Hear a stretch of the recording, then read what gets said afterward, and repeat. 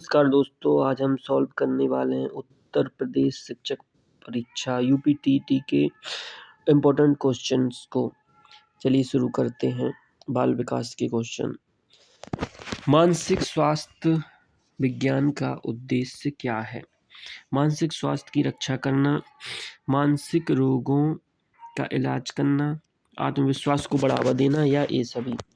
मानसिक स्वास्थ्य विज्ञान का उद्देश्य ये तीनों हैं। निम्न में से कौन सा अनुशासनहीनता का सामाजिक आर्थिक कारण नहीं है? बिखरे घर, निम्न आर्थिक स्थिति, अयोग्य शिक्षक, आस पड़ोस का व्यवहार। तो अयोग्य शिक्षक जो है अनुशासनहीनता का सामाजिक और आर्थिक कारण नहीं है। बुद्धि का त्रिस्तरीय मॉडल प्रस्तुत किया था। किसने बुद्धि का त्रिस्तरीय मॉडल प्रस्तुत किया था? गार्डनर द्वारा, बर्ट द्वारा, बर्नन द्वारा और कैरोल द्वारा। इसका आंसर है कैरोल, क्योंकि कैरोल ने ही बुद्धि का त्रिस्तरीय मॉडल प्रस्तुत किया था। चलिए अगली क्वेश्चन की तरफ बढ़ते हैं। चौथे नंबर का क्वेश्चन है, अपने वातावरण के बीच संतुलन बनाए रखने की योग्यता क्या कहलाती है? ऑप्शन पहला तनाव, प्रेरणा, समायोजन या क्षमता। तो इसका आंसर है समायोजन। समायोजन ही वह योग्यता होती है जिसके द्वारा हम वातावरण से अपना संबंध बनाते हैं। 6 वर्ष तक बच्ची की लंबाई का परास रेंज होती है 6 वर्ष तक 44.5 से 48.5, ये इसका आंसर है। TAT थेमेटिकल एप्रिसिएशन टेस्ट का संबंध है बुद्धि परीक्षण से, व्यक्तित्व परीक्षण से, स्मृति परीक्षण से या विकास सिद्धांत से। थेमेटिकल एप्रिसिएशन टेस्ट का संबंध जो है व्यक्तित्व परीक्षण से है। दूसरा नंबर का सही होगा। चलिए अगले क्वेश्चन को देखते हैं। नवीनतम शोधों से स्पष्ट हुआ है कि संज्ञानात्मक विकास में बच्चों के खालिस्तान का सिद्धांत तथा खालिस्तान उपागम की अहम भूमिका होती है। इसमें क्या आएगा? परिवार का सिद्धांत तथा आवश्यक उपागम, मन। 7वें नंबर में दूसरा है शायद, हाँ दूसरा है। 8वां देखते हैं।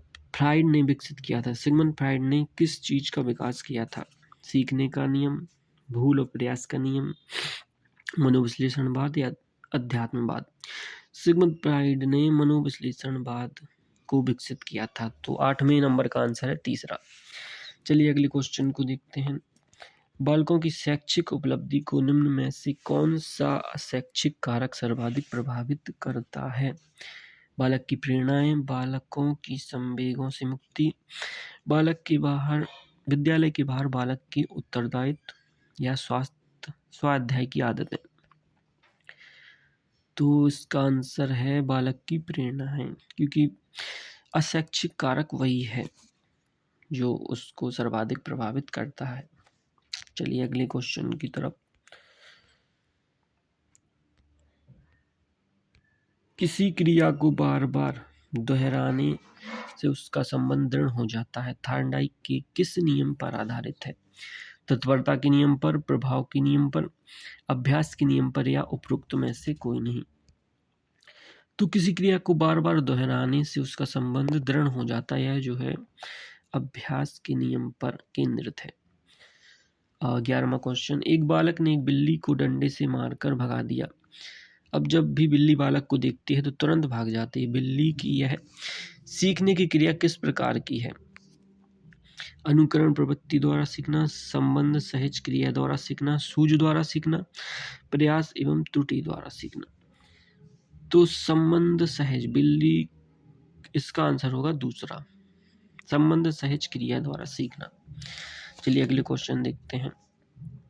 विद्यालय के भौतिक संसाधनों के साथ साथ मानवीय संसाधनों का संरक्षण कौन करता है? कौन होता है संरक्षक?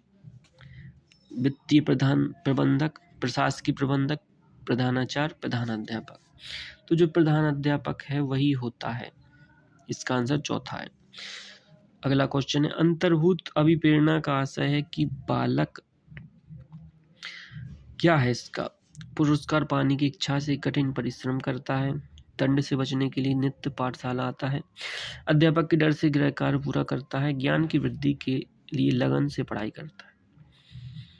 चौथा होगा वो ज्ञान की वृद्धि के लिए ही लगन से पढ़ाई करता है। अधिगम के प्रयत्न और भूल विधि के सिद्धांत का प्रयोग निम्न में से किसके सबसे पहले किया था? किसने सबसे पहले? वाटसन ने, स्किनर ने, बर्दाइमन ने, थार्नडाइक। तो इसका आंसर है थार्नडाइक, जिन्होंने सबसे पहले प्रयत्न एवं भूल सिद्धांत का उपयोग किया था। निम्न में से कौन सी सब अच्छे प्रश्नों की विशेषता नहीं है? इसमें नहीं बताना है। प्रश्नों का स्पष्ट होना, प्रश्नों की निश्चितता नहीं होना, प्रश्नों का विशिष्ट होना, प्रश्नों का सोउद्देश्य होना। तो इसमें नेगेटिव ढूंढना है, तो जो नेगेटिव है वो दूसरा वाला है। बालकों के अधिगम के विकास में निम्न में से सबसे महत्वपूर्ण क्या है? व्यस्त विद्यालय पाठ्यक्रम, अधिक पाठ्यपुस्तकें, अधिगम उत्प्रेरित वातावरण, उत्सुक माता पिता।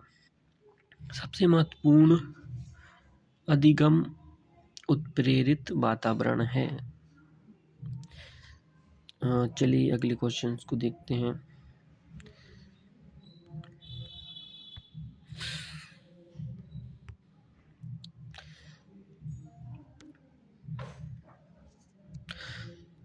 हम्म 70 नंबर का क्वेश्चन है, नैतिक मूल्यों के प्रति अध्यापक का क्या दृष्टिकोण होना चाहिए? तो इसमें ऑप्शन है आपके, नैतिकता को शिक्षक अति आवश्यक चीज समझे। नैतिक शिक्षक का दायित्व है कि वह स्वयं को नैतिक बनाए। शिक्षक को नैतिकता की ज्यादा परवाह नहीं करनी चाहिए। शिक्षक का दायित्व है कि वह स्वयं भी नैतिक हो व छात्रों को भी नैतिक बनाए। तो इसका चौथा आंसर लग रहा है। कक्षा में प्रयोग की जाने वाली छात्र केंद्रित शिक्षण विधियों में से प्यारा शिक्षक की भूमिका रहती है। समस्या उत्पन्न करने वाली परिस्थितियों का निर्माण करना ये नहीं है। छात्रों के लिए संभावित सामग्री व संसाधनों को जुटाना, छात्रों को उपकल्पना निर्माण में मदद करना, उपरोक्त सभी। तो चौथा हो सकता है इसका चौथा। तिरस्कृत बालक की समस्या का प्रमुख कारक क्या होता है? जो बालक तिरस्कृत होते हैं उसकी प्रमुख समस्या क्या होती है? परिवार का निम्न आर्थिक स्तर, बालक में झूठ बोलने की आदत, बालक के द्वारा कानून की अवहेलना, माता पिता की आपसी लड़ाई। तो चौथा हो सकता है।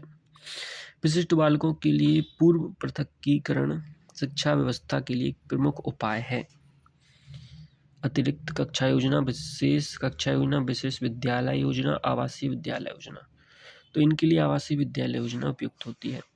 किसी बालक में मानसिक विकास का परिणाम होता है।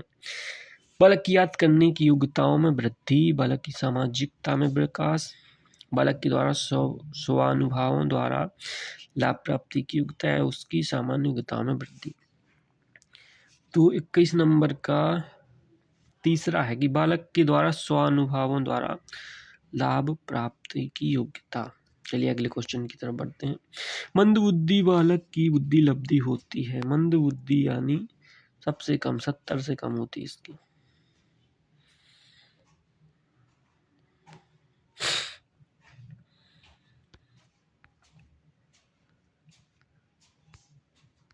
चलिए अगले क्वेश्चन को देखते हैं। आपकी कक्षा में पिछड़े हुए छात्रों के प्रति आपका दृष्टिकोण क्या होना चाहिए?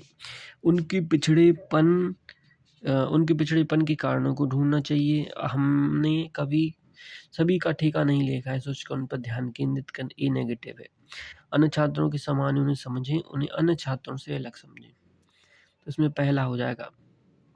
कुपोषण से ग्रसित बालक में निम्नलिखित में से कौन से परिवर्तन होने लगते हैं? जो बालक कुपोषित होते हैं उनमें क्या होता है? उनके मन में हीन भावना जन्म लेने लगती है, वह अन्य बालकों से अलग रहने लगता है, उसे नींद कम आती है। उपरोक्त सभी में परिवर्तन हो जाते हैं।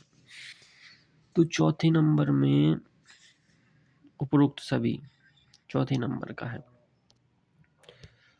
चलिए देखते हैं आगे। पढ़ने की अक्षमता निम्न में से किससे संबंधित है? अफेज्या, डिसलेक्सिया, डिस्प्रैक्सिया, अपरेक्सिया।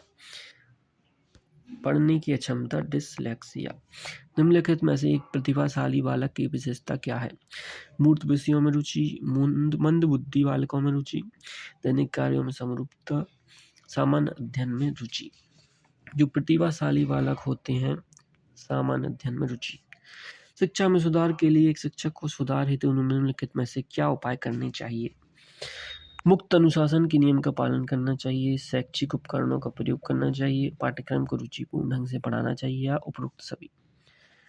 तो इसका जो आंसर है उपरोक्त सभी है, क्योंकि सभी जो है पॉजिटिव कमेंट है। छात्रों की शिक्षा एवं लक्ष्य प्राप्त करने हेतु तैयारी का निर्धारण कौन करता है? संरक्षक, प्रधानाध्यापक, निर्देशक और सहायक।